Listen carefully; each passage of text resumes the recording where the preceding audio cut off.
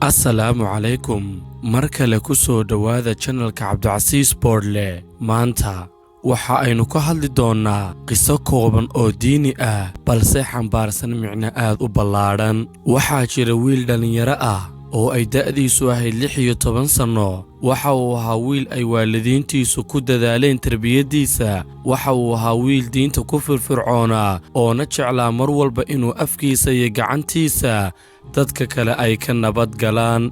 dadka ma uusan dulmin jirin, salaadda wakhtigeeda ayuu ku tukan jiray, sadaqadana wuu bixin jiray, macsidana wuu iska ilaalin jiray. waxa uu ahaa nin naftiisa ka adag. haddaba maalin maalmaha ka mid ah, isaga oo fadhiya masaajid akhrinayana qur'aanka kariimka ah, waxa uu sugayay salaad casar ilaa inta laga aqiimayo. kadib daqiiqado waxaa la soo istaagay salaaddii. waxa uu isku laabay kitaabkii uu akhrinayay oo waxa uu istaagay salaadda inuu tukado. intaa kadib waa uu wareeray, wadnaha ayaana aad u garaacmay.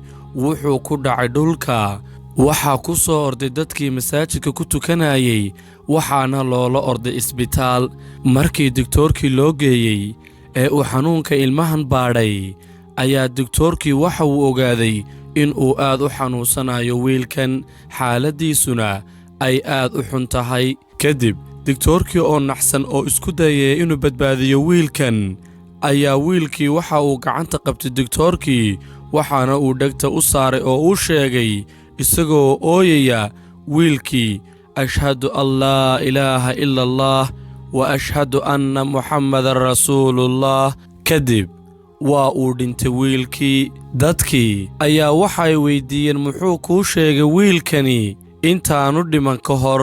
markaa ayaa uu doktoorkii dadkii u sheegay wiilkii yaraa inuu ku yidhi, doktoore, waxba ha istaalin, aniga booskayga aan jannada ku lahaa hadda ayaan arkaa. subxaanallah,